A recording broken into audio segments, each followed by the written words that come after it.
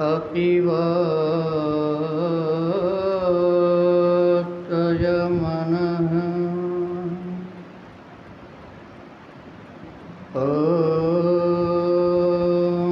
शान्तिः शान्तिः शान्तिः।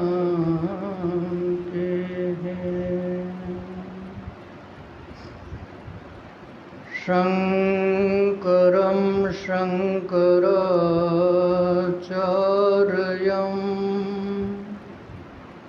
केशवं बादरायणं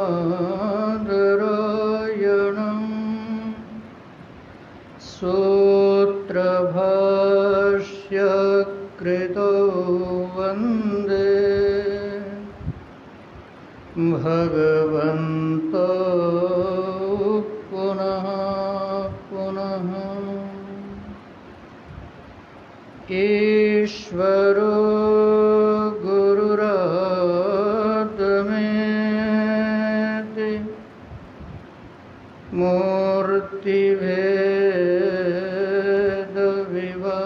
मूर्तिभेदविभागिने व्योमवद्व्याप्तदेहाय दक्षिणामूर्तये नमः। दक्षिणामूर्तये नमः। ॐ शान्तिः शान्तिः शान्तिः।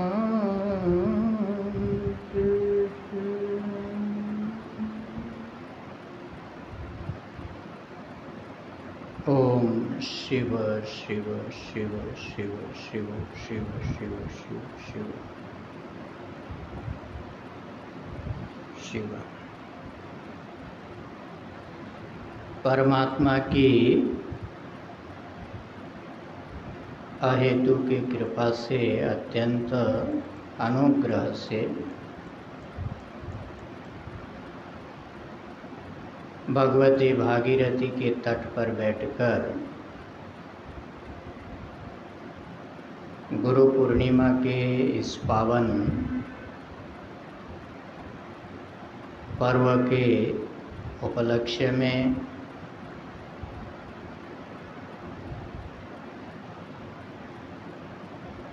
आदरणीय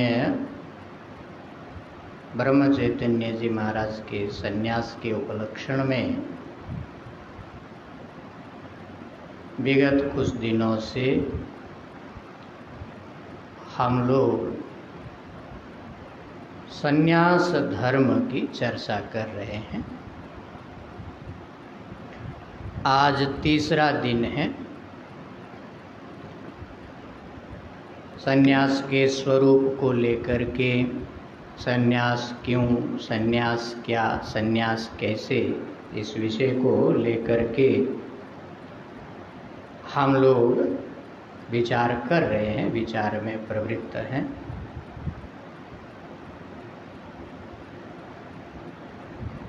कल हम लोगों ने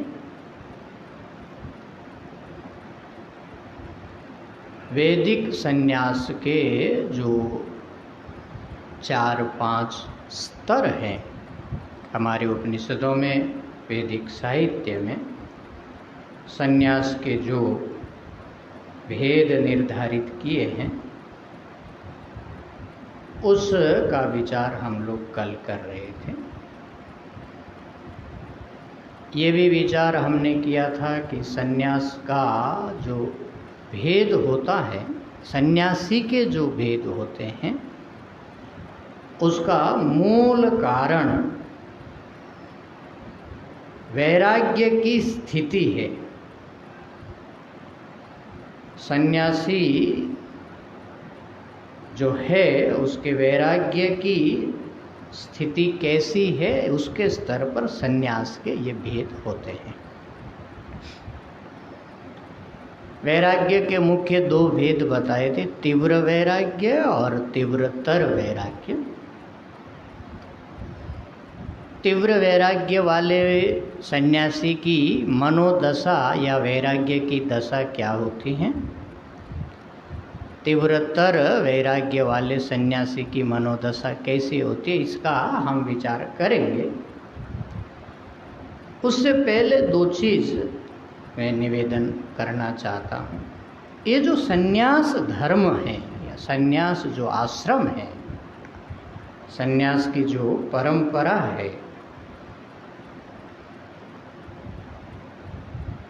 ये बड़ी पावनी परंपरा है। आज मैं देख रहा था यति धर्म संग्रह, 2-3 बिंदु वहाँ पर मिले।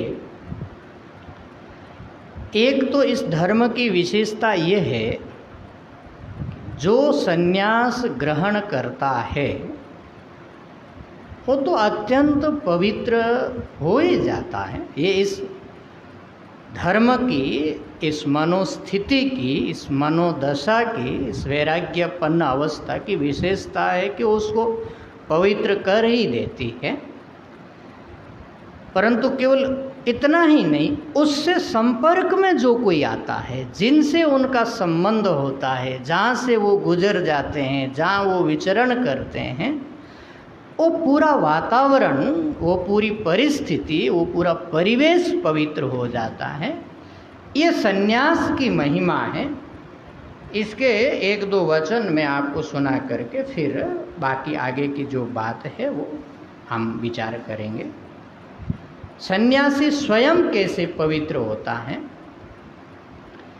संन्यस्तम इति यो ब्रूयात् प्राणैः कंठगतैरपि न तत्क्रतु सहस्रेण फलम प्राप्नोति मानवः। ये विश्वेश्वर संहिता का वचन है। एकदम मरणासन्न अवस्था आ गई,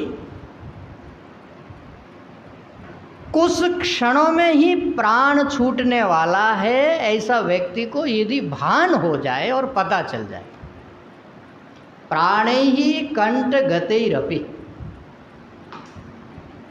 उस समय कोई विधि नहीं, कोई क्रिया नहीं, कोई विधान नहीं, केवल अंतर मन से, हृदय की गहराई से संन्यस्तम मया, संन्यस्तम मया, संन्यस्तम मया, इतना यदि उच्चारण कर दे, केवल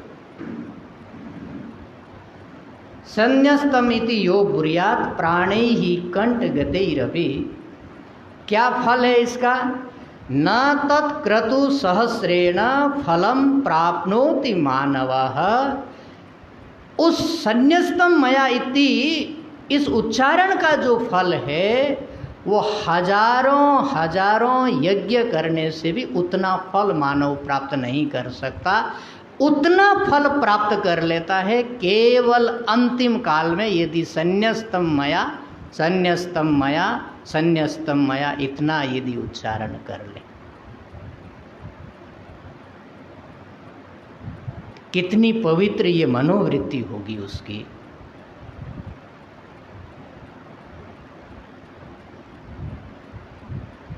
इस वृत्ति का, इस वैराग्य की वृत्ति का जीवन में कितना प्रभाव है। ऋषि कहते हैं, न तत्क्रतु सहस्रेण फलम प्राप्नोति मानव। हजारों हजारों यज्ञ कर दे यदि, तो भी उसको उतना फल नहीं मिलता है जो केवल मरण काल में मया संन्यस्तम, मैंने छोड़ा, मैंने छोड़ा, मैंने छोड़ा। और यदि कोई विवेक पूर्वक, वैराग्य पूर्वक, वैदिक विधान के साथ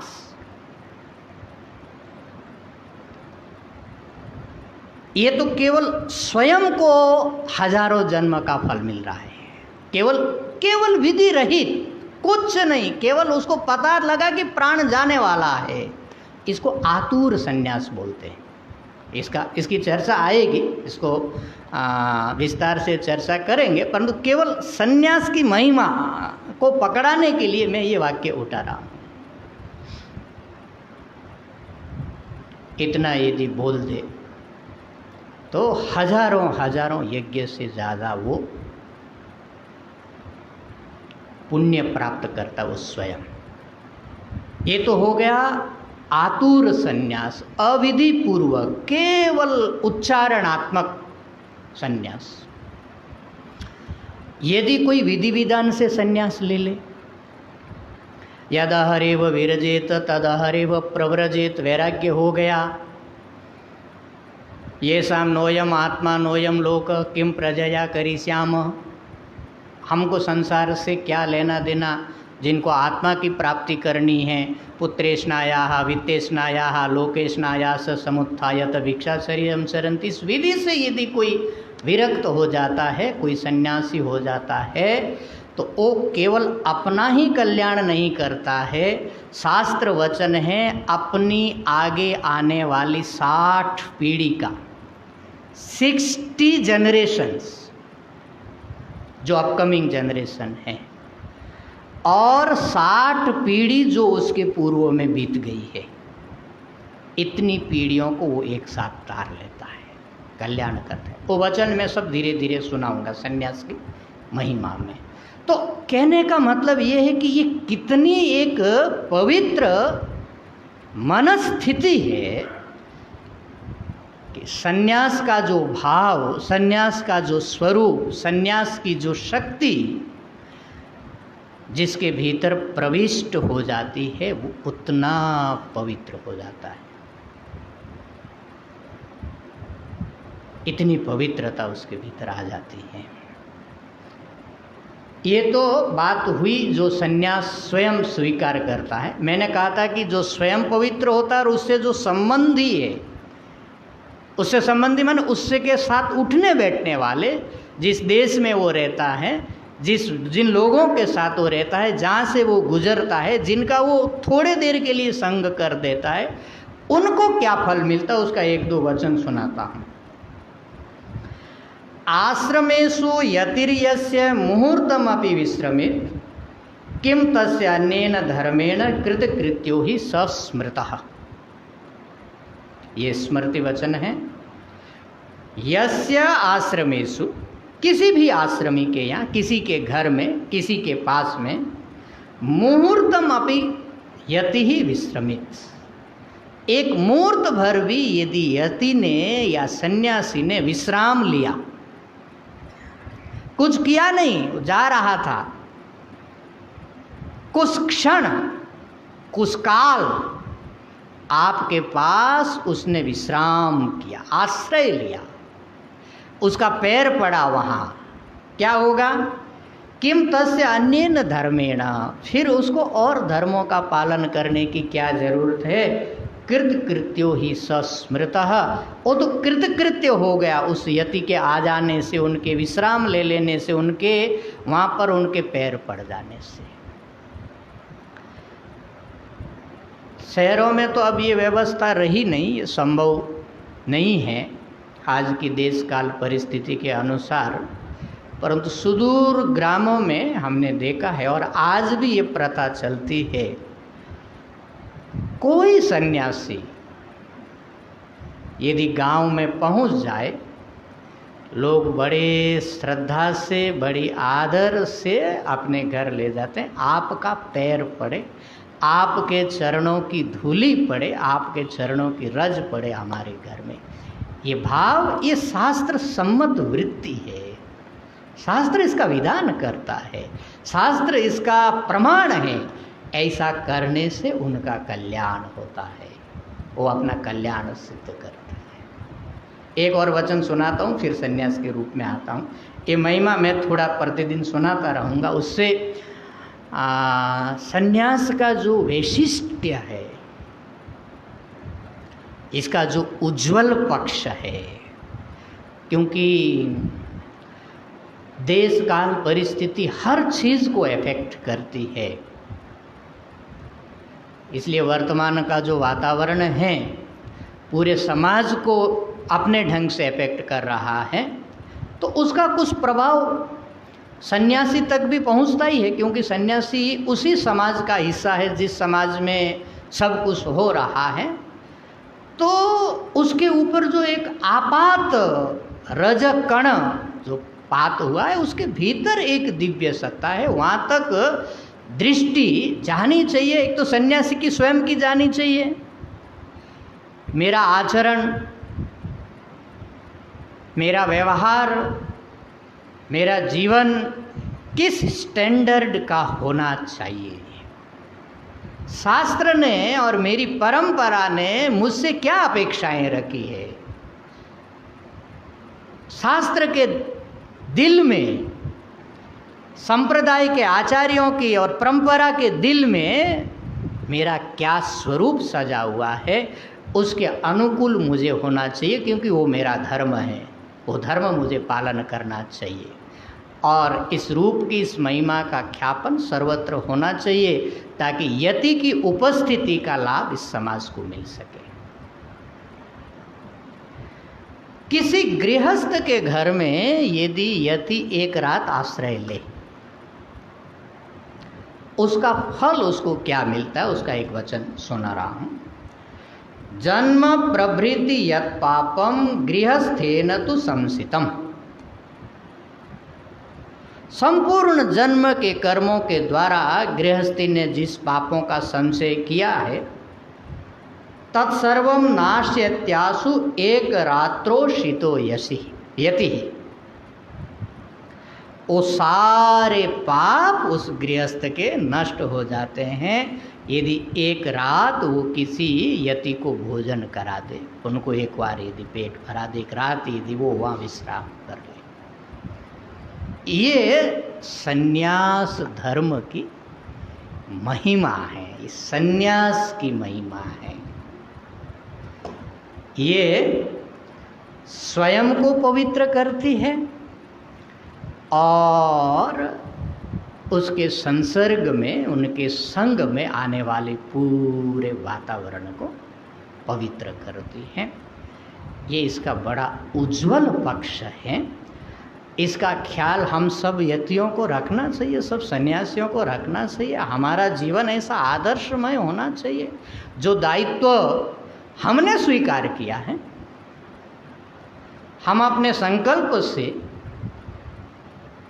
अपने विवेक से सन्यासी बने हैं, और यदि बने हैं तो जो आदर्श हमारे लिए तय किया हुआ है, वो आदर्श हमारे जीवन में प्रतिफलित होते हुए दिखना चाहिए। बड़ा पवित्र ये पथ है, बड़ी महिमामय। इसलिए हम देखते हैं यहाँ बड़ा वर्णन किया है। ये धीरे धीरे जब प्रसंग आएगा मैं सुनाऊंगा। सन्यासी यदि आया हो और उसको कोई उठ करके प्रणाम न करे, सोया हो उठ करके बैठे ना, वाहन में बैठा हो यदि नीचे उतर करके उसका आदर न करे, तो उसको बड़ा पाप लगता है। ऐसा आदर्श, ऐसी मर्यादा, ऐसा उच्च स्थान सन्यास को हमारे समाज में दिया है। और ये उनकी पवित्रता को देख करके, उनकी योग्यता को देख करके, उनके लक्षणों को देख करके समाज ने ये स्थान दिया है। तो उस स्थान का रक्षण करना, उस मर्यादा का रक्षण करना सन्यासी का भी उचित धर्म है कि वो उचित धर्मों से युक्त सन्यासी बने, उसमें ज्ञान हो और वैराग्य हो। सन्यासी की दो आंखें हैं, ज्ञान और वैराग्य। इस दो आंखों से वो दृष्टिमान है। जिसमें ज्ञान नहीं है, जिसमें वैराग्य नहीं है, वो भी सन्यासी है, उसकी अपनी एक महिमा है। मुझे बहुत बार इस विषय में एक दृष्टांत याद आता है। जैसे कोई एक गाय है जो कभी गाभिन नहीं होगी, कभी बच्चा नहीं देगी, उसकी यदि कोई सेवा करता है तो उसको गौ सेवा का फल तो अवश्य ही मिलेगा। उसको तो कोई बाधित नहीं कर सकता, कोई नहीं रोक सकता गौ सेवा के फल को। परंतु यदि वो गौ स्ववत्सा हो, बछड़ा देने वाली हो और उस गौ की सेवा करे, तो गौ सेवा का फल मिलेगा, उसको दूध मिलेगा, उसको दही मिलेगा, उसको छाछ मिलेगी, उसको घी मिलेगा। उसके पूरे जीवन को वो गोमाता रसमय बना देगी।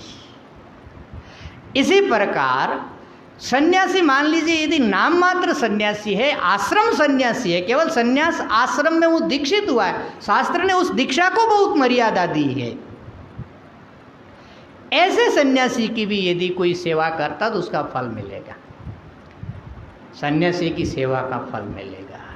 परंतु यदि सन्यासी वैराग्य से संपन्न हो, ज्ञान से संपन्न हो, आचार से संपन्न हो, तो ये दूध देने वाली गाय है। उसकी सेवा का फल बाबा अलग है। आपके पूरे जीवन को वो रसमय कर देता है। ज्ञान की सरिता जो है, क्योंकि जब हमारे सामने एक आदर्श हो, मूर्तिमान आदर्श खड़ा हो, तो हमको प्रेरणा मिलती है, हाँ हमें वहाँ पहुँचना है, हमें ऐसा बनना है। ये है बाबा सन्यासी की महिमा। इसलिए ये हमारा समाज सन्यासी को अपने सिर में बिठा करके रखता है, अपने मस्तक पे बिठा कर है।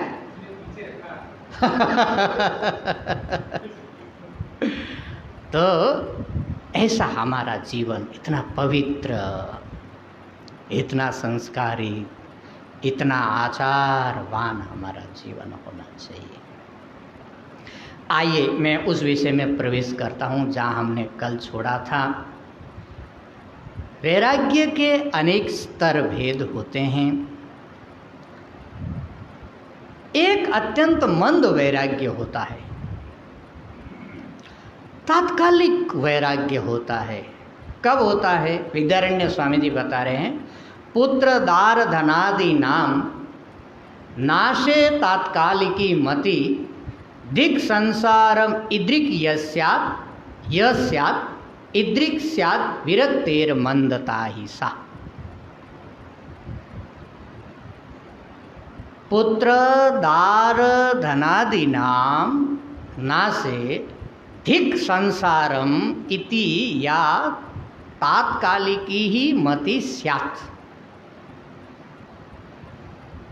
प्रियजन मर गए, कोई एक्सीडेंट हो गया, पुत्र मर गया, स्त्री मर गई, धन नाश हो गया, सर्वस्व लूट गया किसी व्यक्ति का, तो उसके मन में तत्काल ये विचार आया, धिक् संसारम, इस संसार को धिक्कार है,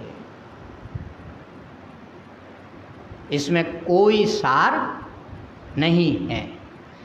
इति तात्कालिकी मति ही, तत्काल उसके मन में एक ऐसा बोध, एक वृत्ति उसके मन में उठी।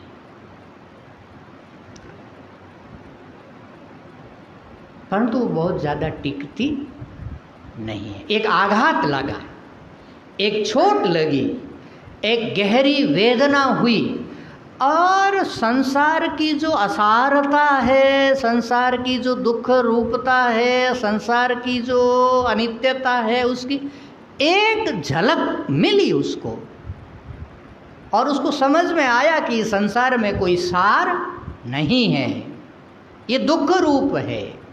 मैंने गुरुदेव के मुख से एक बार एक कथा सुनी, और ये बड़ी माने प्रैक्टिकल और प्रमाणिक कथा है। बहुत संभवतः यदि मैं मिस नहीं कर रहा हूँ तो 1964 में सुनते कि बिहार में, इस प्रांत में एक बहुत ज़बरदस्त भयंकर भूकंप आया था। बहुत नुकसान हुआ था उस भूकंप में। एक कोई मारवाड़ी सेठ 50-60 साल पहले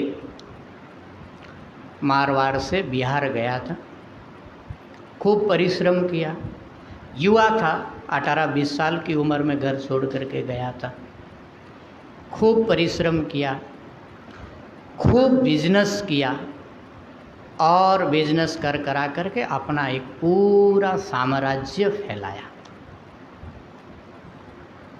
बढ़िया एक व्यवस्थित उसने जीवन अपना स्थापित किया।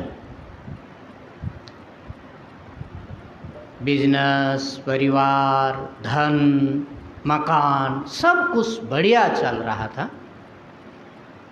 और वो अपने नाते रिश्तेदार के वहाँ गया, और वो जो भूकंप आया सब कुछ स्मैश्ड हो गया उसमें, पूरा मकान, और मकान के साथ उसका पूरा परिवार गया,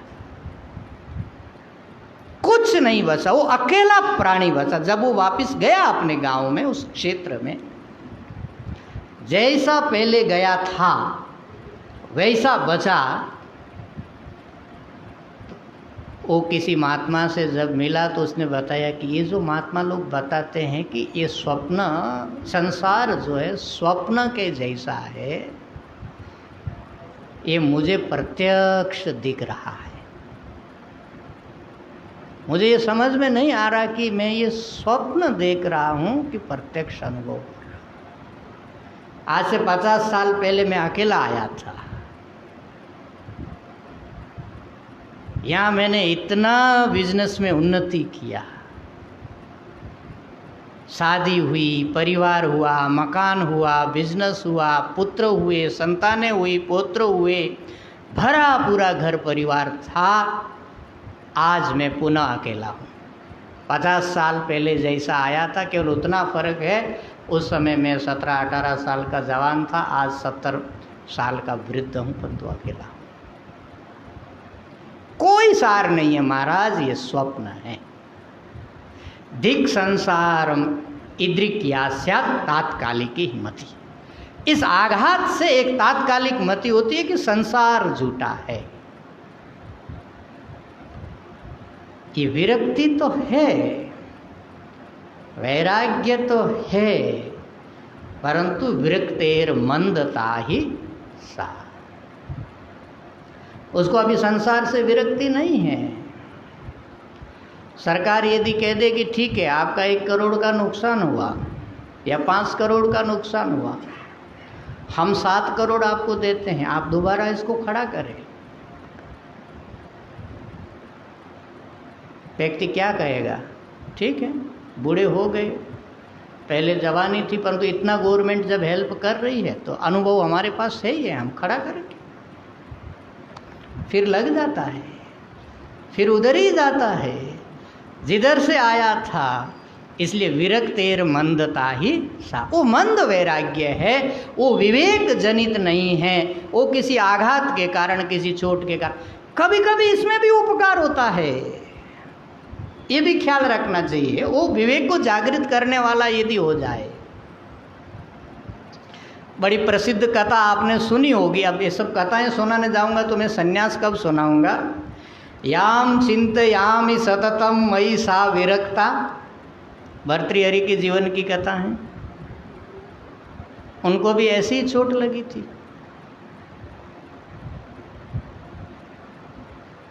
याम चिंतयामि सततम मयि सा विरक्ता, साप्यन्य जन्म इच्छति स जनो अन्य रक्तः, अस्मद अर्थे स परिशुष्यति कासिदन्या, धिक्ताम च तम च मदनम च माम च इमाम च माम च। ये चोट लगी उनको, और जबरदस्त चोट लगी। सुनते हैं कि भर्तृहरि के जीवन की ये घटना है। उनको किसी ऋषि ने एक फल दिया और कहा कि ये फल है, जो खाएगा उनका यौवन अक्षय हो जाएगा।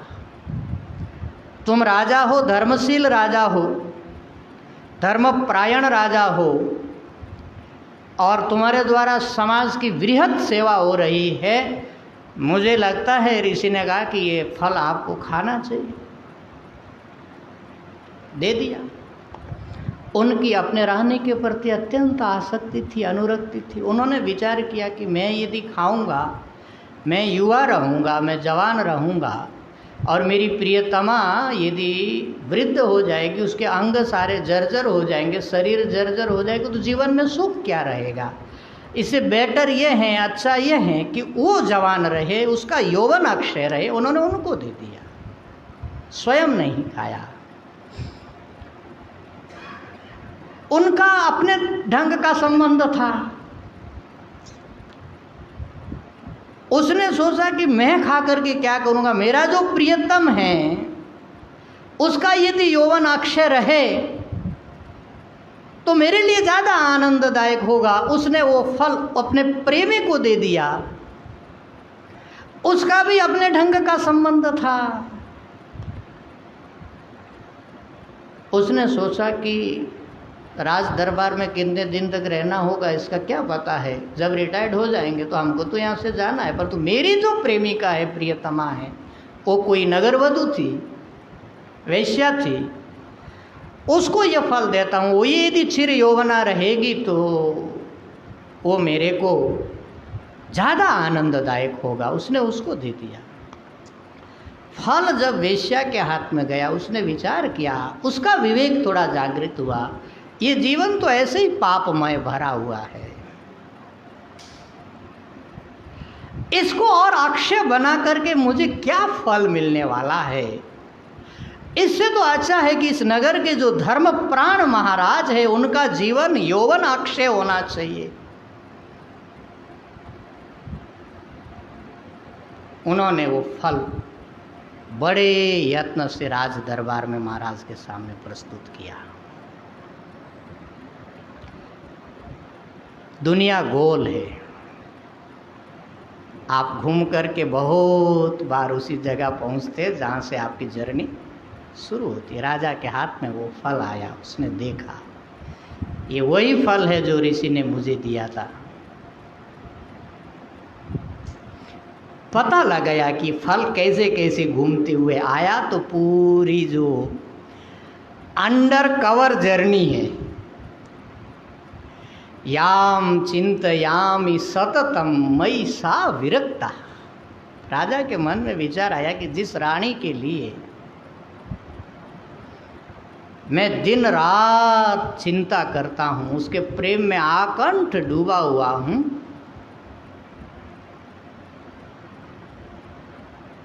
वो मेरे में विरक्त है, उसको मेरे प्रति प्रेम नहीं है, उसका प्रेमिक कोई और है। याम चिंतयामि सततम मयि सा विरक्ता साप्य अन्य जन्म इच्छति। वो अन्य की इच्छा रख रही है, उसका प्रेमिक कोई और है।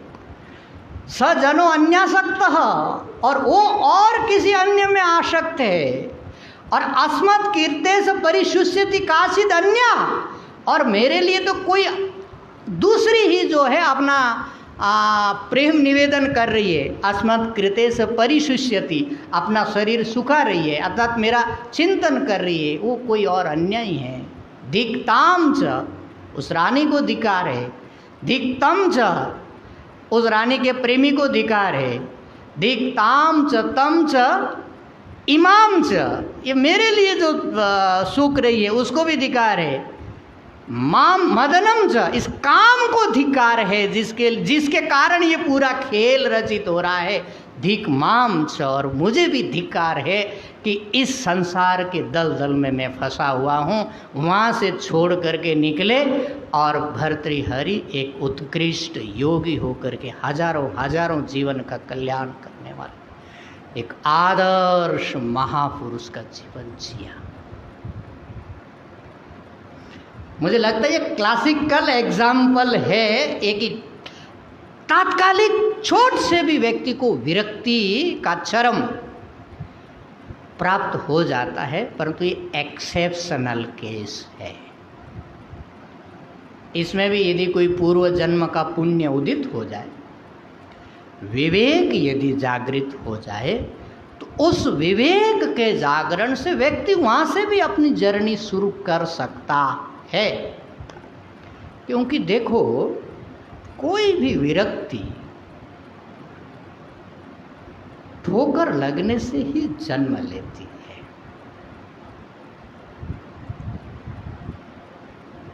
जब तक हृदय पे चोट नहीं पहुंचती तब तक व्यक्ति उस पे पड़ा रहता है। अच्छा, ऐसी बात भी नहीं है कि चोट नहीं लगती है। ये भगवान की जो महाशक्ति है, महामाया, इसका खेल बड़ा विचित्र है। किसी को एक तनिक सी चोट लगे, हम थोड़े दिन पहले एक महापुरुष से मिलने के लिए गए, तो उनको तो चोट भी नहीं लगी। ऐसा मन वैराग्य कैसा होता है। कहीं गए हुए थे, वापस आए कि माँ उनका शायद कुछ अध्ययन कर रही थी। उन्होंने पूछा कि क्या पढ़ रही हो माँ। विवेकानंद का जीवन पढ़ रही थी, विवेकानंद जी का। अच्छा, उन्होंने कभी विवेकानंद जी के बारे में बहुत ज़्यादा सुना नहीं, पूछा विवेकानंद जी क्या है, कैसा है। माँ ने शायद सुना ही होगा, बोले हमको भी ऐसा बनना। बोले बन जाओ। बोले जाऊँ घर छोड़ करके? बोले चले जाओ। माँ ने बोल दिया चले जाओ, निकल गए। अच्छे उत्कृष्ट सन्यासी बने। हमने अंतिम उनकी अवस्था अभी भी भगवान की कृपा से वो सशरीरधारी हैं और अपनी साधना और तपस्या कर रहे हैं। बड़ा पवित्र, बड़ा उत्कृष्ट, आदरणीय जीवन उनको देख करके प्रेरणा मिलती है कि हाँ, ऐसा प्रसन्न मुद्रामय जीवन होना चाहिए। तो वैराग्य कहाँ से मोड़ लेता है और व्यक्ति संसार के दलदल से कैसे बाहर निकलता है, इसकी कथा आप भीतर घुस करके देखेंगे तो प्रत्येक व्यक्ति की अलग अलग है। परंतु पुण्य कर्मों का उदय होता है और व्यक्ति इस दलदल से बाहर निकलने का संकल्प लेता है। नहीं तो बाबा चोट के ऊपर चोट पड़ती रहती, लूला हो जाएगा, लंगड़ा हो जाएगा, बहिष्कृत हो जाएगा, अपमानित हो जाएगा। मजाल है वहाँ से आगे थोड़ा देखने की कोशिश भी कर ले। तो ये पुत्र दार धनादि नाम नाशे तात्कालिकी मति धिक संसारम इति इद्रक स्यात् विरक्तेर मंदता ही सा। ये मंद वैराग्य है। ये वैराग्य आपको बहुत दूर ले जाएगा नहीं। इसको सरल भाषा में शमशान वैराग्य कहते हैं। आपने देखा होगा कि जब भी कोई व्यक्ति शमशान में जाते हैं और विशेष करके किसी युवा की, सदाचारी संपन्न युवा की यदि मृत्यु हो, उस समय शमशान का जो वातावरण होता है बड़ा विरक्ति से भरा होता है। सबको उस समय संसार असार लगता है। कुछ नहीं, देखो हमारे सामने एक कल जन्मा, बड़ा हुआ, इतना पवित्र जीवन था, इतना किया, कुछ नहीं लेके गया, खाली हाथ गया। हम भी कल ऐसे ही चले जाएंगे, सब स्वप्न है, छोड़ना चाहिए सब। थोड़ी देर ऐसी चर्चा करेंगे। जब तक चिता के आग शांत नहीं होगी तो उससे पहले पहले उनका वैराग्य शांत हो जाएगा। घर आए फिर वो उसी काम में लग जाएंगे। ये मंदता, ये वैराग्य आपको बहुत ऊपर तक नहीं ले जा सकता। इसलिए इस वैराग्य को सन्यास के अनुकूल वैराग्य नहीं माना गया। इसलिए पहले ही बताया था वैराग्य के तो बहुत भेद होते हैं, परंतु दो भेद, तीव्र वैराग्य और तीव्रतर वैराग्य। ये वैराग्य दो ही सन्यास के उपयोगी वैराग्य हैं। तीव्र वैराग्य क्या है, अब उसको सुनिए। जिसके आधार पर कुटीचक और बहुधक सन्यास का निर्माण होता है, जो कुटीचक और बहुधक सन्यासी के जीवन में दिखता है। अस्मिन् जन्मनि माभुवम पुत्रदारादयो मम इति या सुस्थिरा बुद्धि सा वैराग्यस्य तीव्रता। अस्मिन् जन्मनि मा भुवन पुत्रदारादयो मम इति या सुस्थिरा बुद्धि सा वैराग्यस्य तीव्रता। इस जन्म में मुझे और पुत्र पत्नी धन ये नहीं चाहिए, इनकी मुझे ज़रूरत नहीं है। और ये कोई तात्कालिक मति नहीं, उनकी तो तात्कालिक मति थी मंदते वालों को, इनकी क्या है, या सुस्थिरा बुद्धि, जिनकी बुद्धि एकदम स्थिर हो गई, सुस्थिर हो ना। इस जन्म में हमको ये नहीं करना है। क्या करना है, कुछ और करना है। परंतु इस पथ पर अब हमको नहीं चलना है।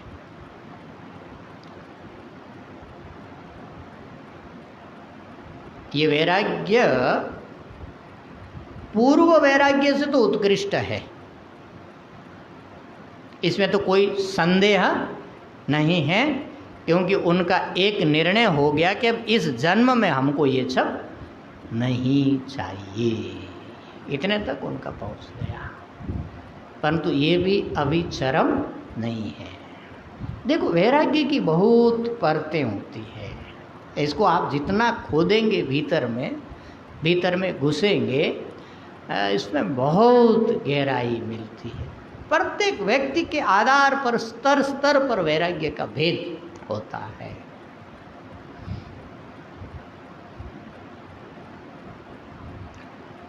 और इसमें भी ये जो तीव्र वैराग्य है, इसमें भी मुख्य कारण यही है कि वो पहले जैसा नाश हो गया था। किसी कारण से पुत्र मर गया, पत्नी मर गई, धन नाश हो गया, वही निमित्त है। यहाँ पर भी चला गया, किसी कारण से आया था और चला गया। तो वहाँ से दो रास्ता है, एक फिर दोबारा बचाएगा और एक कहेगा कि ना, इसमें इस पचड़े में पड़ने से कोई फायदा नहीं है, इसमें हमको नहीं जाना है। इसलिए यहाँ टीकाकार लिखते हैं, अत्रापि प्राग्वत तद विनाश एवं प्रयोजको ज्ञेयः अत्र अस्मिन् जन्मनि तु युक्त्या निरुक्त विरक्ते नित्यानित्य विवेकजन्यत्वमेव। परंतु इस वैराग्य में समस्या यही है, ये विवेकजन्य वैराग्य नहीं है, ये भी चोट लग करके ही वैराग्य हुआ। इसलिए उसको ये लगता है कि तपस्या करके इस लोक से या इस व्यवस्था से बेटर जो स्वर्ग की व्यवस्था है या अन्य लोक की व्यवस्था है, उसको मुझे प्राप्त करना चाहिए, या वो मुझे प्राप्त हो, ऐसी उस इच्छा के साथ वो जीवन जीता, परंतु अब दोबारा इस जन्म के पसड़े में पड़ना नहीं है। तो एक प्रकार से उसने पुत्र, स्त्री, धन इत्यादि का त्याग करके वो वैराग्य के क्षेत्र से होते हुए संन्यास के क्षेत्र में प्रवेश तो कर गया,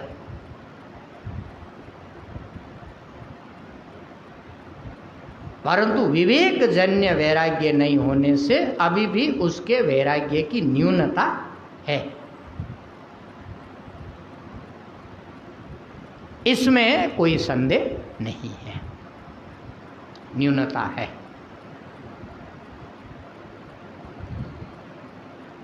क्योंकि विवेकजन्य जो वैराग्य होता है उसकी स्थिति थोड़ी अलग होती है।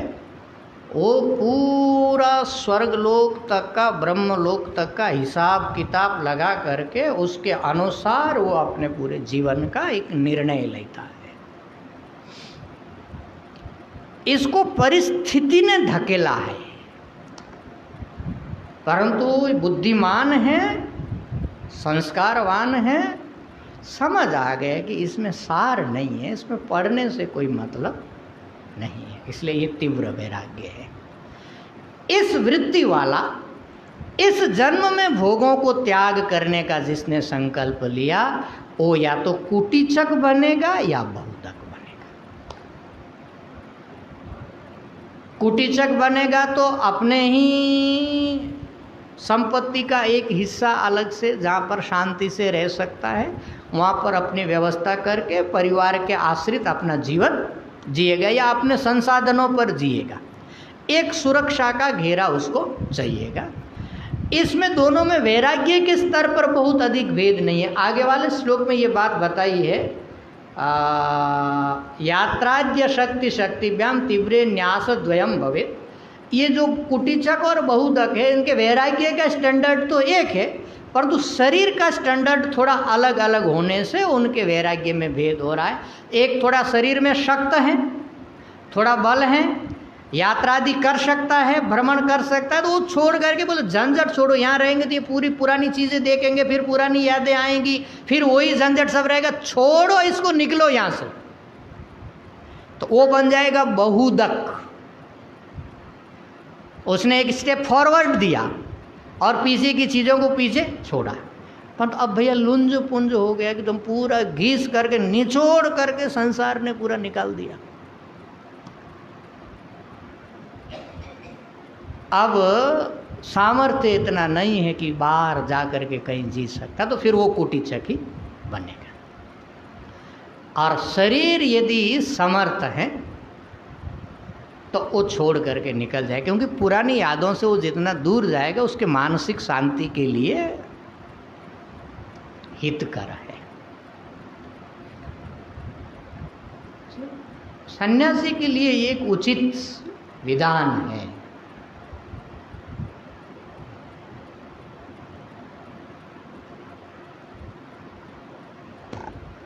इसलिए लोग निकलते थे तो धीरे धीरे धीरे धीरे धीरे हरिद्वार, ऋषिकेश, उत्तरकाशी, गंगोत्री, यमुनोत्री, सबसे सुरक्षित पथ है बाबा। जितना दूर रहा जाए उतना अच्छा है। इसलिए सामान्य स्तर पर जो है वैराग्य एक ही स्तर का है। इस जन्म में अब उनको पुनः संसार करने की इच्छा नहीं है। एक दृष्टि से बड़ी उपलब्धि है बाबा। संसार नहीं करने का जो निर्णय है इस जन्म में उसको बड़ी शांति इससे मिलेगी, क्योंकि ये टूटा हुआ फिर बनाना जो है बड़ा कष्टकर है और बहुत बार बहुत पैथेटिक कंडीशन जो है, सिचुएशन दोबारा बनती है। लोग करते हैं, बनाते हैं। हमारे एक बहुत बड़े साहित्यकार हुए और बड़े सम्मानित व्यक्ति हुए, हरिवंश राय बच्चन, अमिताभ बच्चन जी के पिताजी हैं। उनकी जो जीवनी है उनका नाम है नीड़ का निर्माण फिर से, क्योंकि उनकी पूर्व पत्नी का स्वर्गवास हो गया था, फिर उन्होंने पुनर्शादी किया, फिर पुनर्जीवन हुआ और अमिताभ इत्यादि का फिर जन्म होकर के इस ढंग से चला, तो फिर लोग जो है नीड़ का निर्माण करने में लगते हैं। तो भैया नीड़ की अपने ढंग की समस्याएं हैं, फिर उनसे वो बच नहीं सकते, क्योंकि संसार की जो अनित्यता है, इसकी दुख रूपता है, इसके राग द्वेष है, काम क्रोध लोभ मोह मत्सर, ये जो है इसमें ये आपको डंक मारेंगे। इनका दोनों का ये निर्णय है कि फिर से नीड़ का निर्माण करना नहीं है। इसलिए कुटीचक और बहुदक दोनों सन्यासी है। कुटीचक अपने एक सुरक्षित आश्रय को खोज करके रहता है, बहुदक थोड़ा और उत्कृष्ट होता है, इसलिए वो भ्रमण में निकल जाता है, पुरानी स्मृतियों को पीछे छोड़ देता है और विचरणशील होकर के थोड़ा और उत्कृष्ट वैराग्य इनका लगता है। शरीर भी समर्थ है, मन भी थोड़ा ज़्यादा समर्थ है और ये विचरणशील जीवन जीता। बहुदक है, बहुत जगह का पानी पीते हुए विचरण करता है, थोड़ा विरक्ति का ज़्यादा आनंद लेता है, ऐसा लगता है जीवन के धर्मों से देखने से। परंतु दोनों उपासक हैं।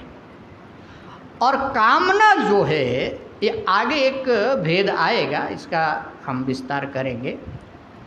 दो प्रकार की कामनाएं होती है। यहाँ हमारे विद्यारण्य स्वामी जी ने दो भेद किया, आत्मलोक और अनात्मलोक। आत्मा को प्राप्त करने की इच्छा और अनात्मा में ही किसी न किसी चीज़ को प्राप्त करने की इच्छा। और अनात्मा का जो है क्षेत्र बहुत लंबा है। ये लोक हो गया, स्वर्गलोक हो गया, ब्रह्मलोक हो गया। ब्रह्मलोक तक की जो प्राप्ति है या ब्रह्मलोक प्राप्ति तक की जो कामना है वो अनात्म लोक के प्राप्ति की ही कामना है। और उससे उत्कृष्ट ये किसी लोक को नहीं चाहिए, अनात्म लोक चाहिए ही नहीं, केवल आत्मलोक ही चाहिए। अर्थात जिनको आत्मा का ही साक्षात्कार केवल करना है, इसी जन्म में करना है, उसको श्रवण मनन निधि ध्यान छोड़ करके कुछ करना नहीं है, वो परमहंस सन्यासी हैं। परंतु ये जो तीनों पहले वाले हैं, कुटीचक, बहुदक और हंस भी, ये अनात्म लोक को ही चाहने वाले हैं। माने आत्मा के प्रति उनकी बहुत सजगता नहीं है, परंतु इनके वैराग्य का स्तर जैसे जैसे बढ़ता है तो उनको शांति विशेष मिलती है। उनके जीवन का स्तर थोड़ा शांतिमय होता है, ढंग से जीते हैं, क्योंकि इनको और नीड़ का निर्माण नहीं करना। ये बड़ी शांति है भैया। ऐसी वृत्ति यदि आ जाए कि हमको नीड़ नहीं बनाना है, किसी भी रूप में नहीं बनाना है, तो विरक्ति का आस्वादन आराम से कर सकते हैं।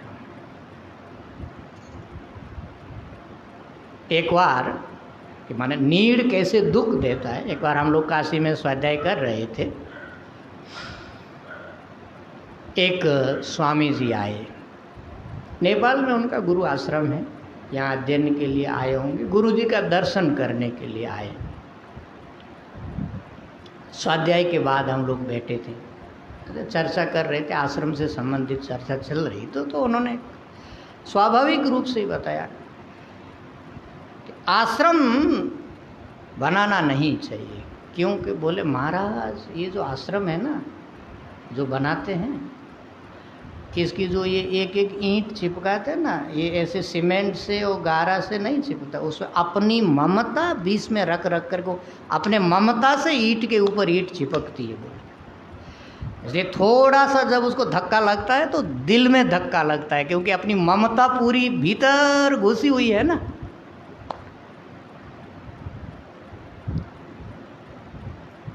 बात तो कुछ हद तक ठीक है भैया। हम जब कोई भी निर्माण करते हैं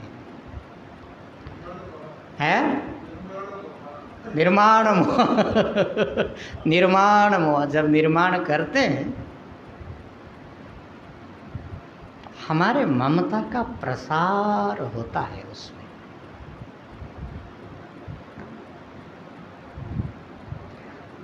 हमारी चेतना अटकती है उसमें। कोई यदि महापुरुष हो, उत्कृष्ट चेतना वाले और जन कल्याण के लिए ऐसी प्रवृत्तियां चला रहे हैं, जिनके मन को कोई फर्क नहीं पड़ रहा है, वो नमस्य महापुरुष हैं। हम सामान्य साधक की बात कर रहे हैं।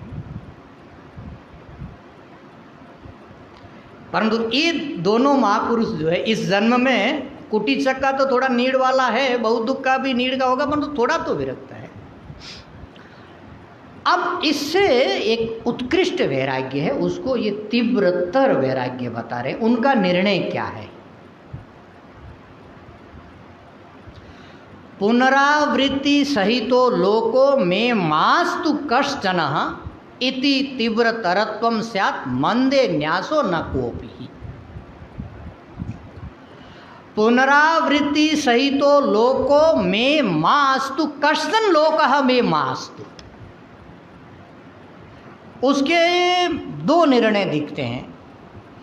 एक तो मुझे पुनरावृत्ति नहीं चाहिए, मुझे पुनः जन्म लेना नहीं है, किसी भी लोक में मुझे पुनर्जन्म नहीं लेना है, ना भूलोक में ना स्वर्गलोक में, किसी भी लोक में मुझे और जन्म चाहिए नहीं।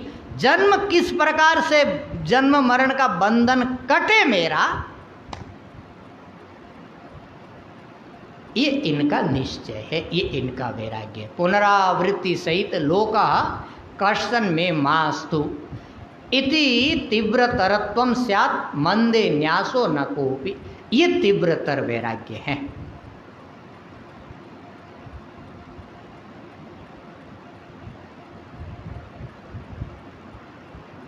ये हंस और परमहंस, ये दोनों के वैराग्य का स्टैंडर्ड है। किसी भी लोक में वो पुनः जन्म लेना नहीं चाहते हैं। जन्म की, पुनर्जन्म की उनकी आकांक्षा नहीं है।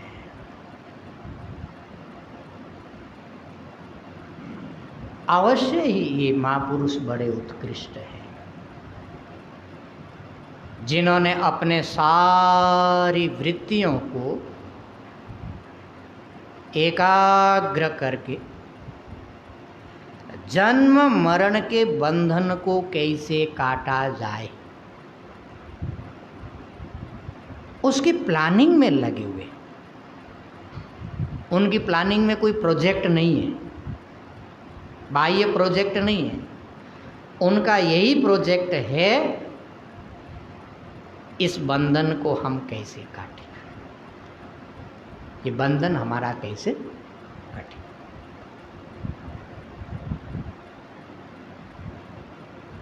ये तीव्रतर वैराग्य वाले हैं। ये हंस और परमहंस दोनों हैं, दोनों में भी थोड़ा भेद है। हंस जो है वो अभी भी थोड़ा हाई लेवल स्टैंडर्ड करने में थोड़ा डाउन है, उनको ब्रह्मलोक तक की इच्छा है। ब्रह्मलोक की विशेषता है कि ब्रह्मलोक में जाने वाले को पुनर्जन्म लेने की जरूरत नहीं है। वो ब्रह्मलोक का भोग करके ब्रह्मा जी के साथ स्वाध्याय करते हुए ब्रह्मा जी जब अपना शरीर छोड़ेंगे तब उनके साथ वो ब्रह्म में विलीन हो जाएगा। तो ये प्रतिज्ञा तो उसकी पूरी हो जा रही है कि हमको इस जन्म और दोबारा लेना नहीं है, परंतु वैराग्य की थोड़ी न्यूनता है, ब्रह्मलोक के भोगों की आकांक्षा अभी भी बसी हुई है। इसलिए उसकी मुक्ति जो है सद्य मुक्ति नहीं है, उसको इंतजार करना पड़ेगा। परंतु परमहंस जो तीव्रतर वैराग्य वाला है वो उतना भी विक्षेप सहन करने के लिए उनका चित्त तैयार नहीं है। उनको इसी जन्म में यहाँ ही जन्म बंधन के संपूर्ण बंधनों को काट करके जीवन मुक्त होना है। ये द्वयम तीव्रतरे ब्रह्मलोक मोक्ष विभेदता। एक ब्रह्मलोक को चाह रहा है वो हंस है, और एक केवल मोक्ष को चाह रहा है ये परमहंस है। ये दोनों का वैराग्य तीव्रतर है। इस संसार में कहीं उनको कोई आसक्ति नहीं है, उनको पुनर्जन्म लेने की कोई इच्छा नहीं है, परंतु थोड़ा दोनों में कैटेगरी का भेद है। एक ब्रह्मलोक में जाकर के मुक्त होना चाहता है जिसको क्रम मुक्ति बोलते हैं, और एक यहाँ इसी जन्म में साक्षात मुक्त होना चाहता है, वो परमहंस सन्यासी है। परमहंस के फिर दो भेद हैं।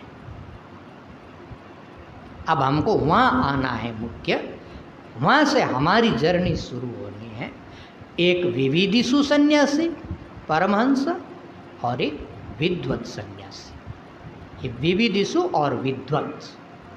विविधिषु का मतलब है जानने की इच्छा रखने वाला, जिसको अभी ज्ञान नहीं हुआ परंतु उसको ब्रह्म को जानने की इच्छा है, ब्रह्म के अलावा उसको और कुछ नहीं चाहिए। इसलिए आत्मावारे द्रष्टव्यः श्रोतव्यो मंतव्यो निधिध्यासितव्यः, इस निश्चय के साथ वो जी रहा है कि आत्मा का दर्शन मुझे करना है, आत्म साक्षात्कार मुझे करना है, और साक्षात्कार के लिए मुझे श्रवण मनन निधिध्यासन के अलावा और कुछ नहीं करना, यही करना है।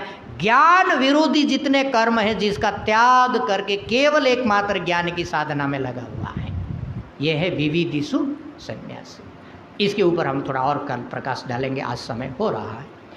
और परमहंस का दूसरा भेद है विद्वत।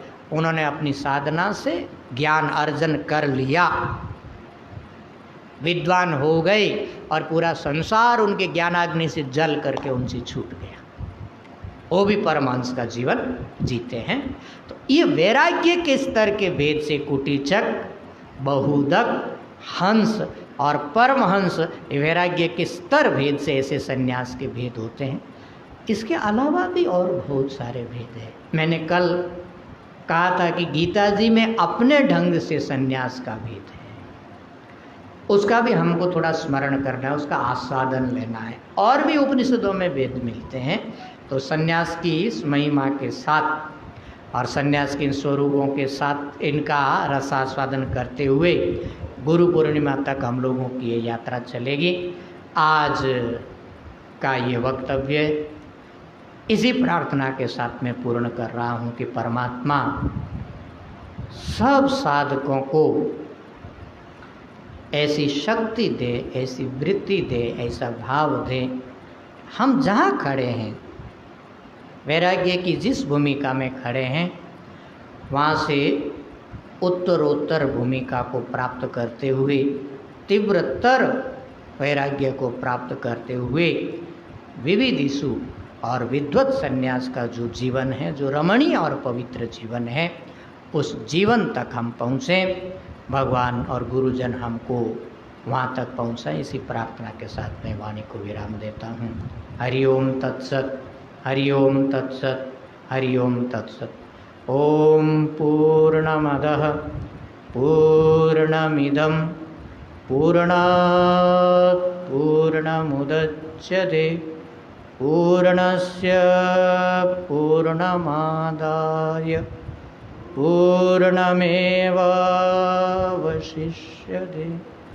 ओम शांति।